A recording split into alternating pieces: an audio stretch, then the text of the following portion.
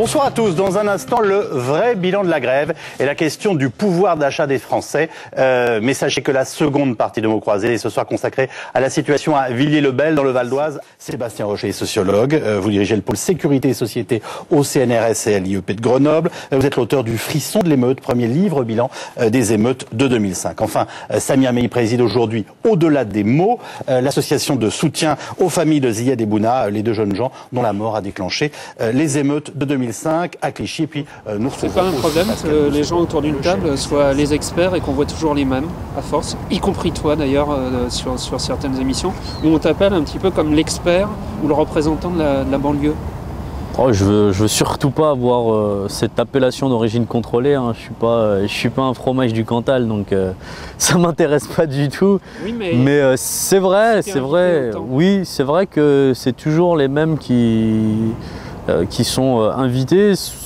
Soit c'est un souci peut-être dans un souci d'organisation, peut-être de représentation aussi. Peut-être qu'ils n'ont pas assez de contacts. Je ne suis pas là pour leur lancer la pierre, mais peut-être que le fait d'avoir toujours le même interlocuteur, peut-être que ça facilite les choses, même du point de vue des téléspectateurs. Dans l'émission, tu étais un des rares, on va dire, à dire qu'il y en avait qui ne se sentaient pas français et qu'on leur demandait de s'intégrer, mais en même temps, ils ne se sentaient pas français. Moi, je l'ai vécu, ça, dans les débats sur le film Banlieue, ou dans la salle, dans les discussions après, il y en a qui disaient « mais moi je me sens pas français ». Et moi ça me fait réagir, voilà. Parce qu'on dit voilà, il faut qu'ils s'intègrent, on va les intégrer. Et il y en a qui refusent, on va dire, ou qui ont des difficultés à se situer. Non, mais ils refusent pas, c'est l'image que leur... Ils n'ont pas dit « ils ne sont pas français », ils disent « je me sens pas français ». C'est l'image qu'a renvoyé la société d'eux. La société est un miroir et quand ils se voient dedans, ils ne se voient pas français parce qu'on leur a trop dit enfants d'immigrés, issus de l'immigration, noirs, arabes, bleu, blanc, de toutes les couleurs, mais on leur a jamais dit vous êtes français. Donc ils n'ont pas dit je ne suis pas français parce que 98, parce que 2000, parce que dernière Coupe du Monde, les premiers à porter ce maillot avec un coq, c'était eux les premiers à fêter la victoire de l'équipe de France et scander Zizou président en 98, c'était eux. Donc, mais du point de vue social, on les empêche de travailler, on les empêche d'accéder à certains logements, on les empêche d'avoir des loisirs comme tout le monde. Donc forcément, à un moment donné, ils se demandent est-ce qu'ils sont comme tout le monde. C'est pas inné, de naître avec le sentiment de ne pas être français. Parce que quand tu es né dans la clinique du coin, bah, malheureusement, tu es français. Et tant pis pour ceux qui veulent dire le contraire, mais tu es français. Et on essaie toujours de nous faire croire qu'on vient d'ailleurs, issus de l'immigration, venus d'ailleurs. Moi, j'ai l'impression que ces gamins, ils sont nés en zone de transit à l'aéroport, dans la zone internationale. On veut toujours qu'ils viennent d'ailleurs, mais ils ne viennent pas d'ailleurs. Ils viennent de la clinique de Montreuil, ils viennent de l'hôpital de Trappes. Enfin, je veux dire, ils sont nés ils font partie du terroir.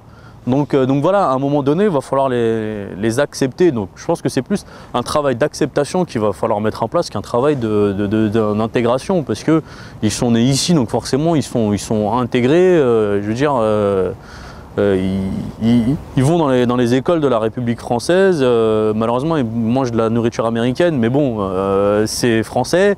Donc voilà, donc ils sont intégrés dans cette société. Donc maintenant, je pense que c'est la société, elle doit enfin les accepter. Dernière question. J'ai entendu parler d'une entreprise qui s'appelle Respect Sécurité. C'est parce que Le Monde a fait un truc sur Respect Sécurité. Les reporters ont désormais leur garde du corps. Non, c'est du Monde. Oui, ça a été très mal expliqué. Enfin, je veux dire. Alors, c'est quoi le souci? Parce qu'ils disent que tu es lié aussi à Respect Sécurité. Oui, je suis lié à Respect Sécurité. Ouais. De quelle manière? C'est des gens qui faisaient du gardiennage ou... Oui, non, mais c'est une entreprise de gardiennage, tout ce qu'il y a de plus banal. Je connais le responsable de cette entreprise et c'est vrai qu'au détour d'une discussion, j'ai dû dire à un journaliste que c'est pas que je travaillais pour eux, mais bon, quand j'essayais de leur apporter des marchés, et donc je lui ai remis une carte, et voilà, pendant les événements de Villiers-le-Bel, ils ne cherchaient pas à avoir des gardes du corps, ils voulaient juste sécuriser leur matériel. Donc voilà, ils m'ont demandé si on pouvait rentrer en contact avec cette entreprise pour pouvoir sécuriser leur matériel. C'est ce que j'ai fait. Donc c'est plus sécuriser le matériel que des gardes du corps. Donc voilà, que des fixeurs, puisque c'est le grand mot qui a été employé aussi. Oui, mais de toute façon, c'est toujours, on cherche toujours à jeter la pierre ou bien à stigmatiser quand vous faites rien, quand vous tenez les murs, on vous critique, et quand vous essayez de travailler en toute légalité, essayez de faire avancer les choses, on vous critique aussi. Donc voilà. Mais c'est aussi sans doute un journaliste qui doit être mécontent parce qu'il n'a pas pu aller là où il voulait, il n'a pas pu avoir les interviews des familles, et c'est ce qui a été le cas des journalistes qui étaient accompagnés par les gens de Respect Sécurité, parce que comme son nom l'indique, respect tout d'abord. Donc voilà, c'est des gens qui sont surtout dans la médiation, dans le discours, dans le relationnel, avant même de faire de la sécurité. Donc voilà, c'est des gens qui, avant de filmer, vont voir les gens pour se renseigner s'il est possible de filmer ou de faire une interview ou quoi que ce soit. Donc c'est sans doute quelqu'un qui avait des comptes à régler parce qu'il n'a pas pu faire son reportage dans de bonnes conditions. Il n'y a pas encore de fixeurs en banlieue? Ça, c'est les journalistes qui utilisent ces termes, ou c'est les journalistes qui veulent ce genre de personnes. C'est des choses que j'ai beaucoup vues en 2005, où ils te demandaient de les accompagner dans le quartier. C'est des choses qu'on ne faisait jamais. Donc voilà, c'est une démarche propre aux journalistes d'avoir des fixeurs. Là, on n'est pas, je veux dire, on n'a pas été escroquer des journalistes pour leur dire on va assurer votre sécurité. C'est une démarche, c'est une initiative personnelle aux journalistes qui ont pris contact avec cette entreprise pour pouvoir sécuriser leur matériel, c'est tout. C'est des gens qui en avaient assez de se faire voler leur caméra. Ils en avaient perdu 3 à Clichy-sous-Bois, donc à un moment donné, ils se sont dit va falloir peut-être sécuriser notre matériel. Juste un mot sur les législatives, où les jeunes n'ont pas beaucoup voté. Oui. Toi, tu t'es présenté? Oui. À titre personnel? À titre personnel, oui. Tu retires quoi de cette expérience?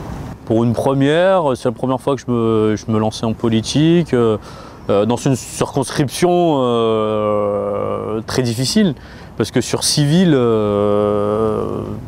4 étaient de droite déjà, je crois. Donc voilà, c'est surtout un coup d'essai, et puis j'avais surtout envie de montrer à ces jeunes qu'au-delà de tout l'engagement associatif que j'ai pu mener, au final, il faut aussi s'investir en politique, il faut mettre les pieds dans le plat, il faut se présenter, et puis il faut les représenter. Mais non, le score de 3%, je ne dis pas qu'il me convient, parce qu'il y avait les dépenses à honorer. C'est bon? Ouais, c'est bon. Il y avait les dépenses à honorer, mais c'est vrai que plus de 5%, ça aurait été plus agréable financièrement. Mais c'est surtout, voilà, c'était une expérience assez intéressante. Renouveler au municipal? Non, peut-être pas renouveler au municipal, pour différentes raisons, mais je pense qu'à renouveler, oui, pour d'autres élections. Parce que tu comptes t'investir sur la vie locale ou sur les... Il faut s'investir en politique, à n'importe quel niveau, il faut s'investir en politique. À un moment donné, il faut prendre les volants et il faut arrêter d'être le passager et voilà, apporter un autre regard, une autre expertise sur la vie de quartier, et puis essayer d'aider ceux qui en ont vraiment besoin.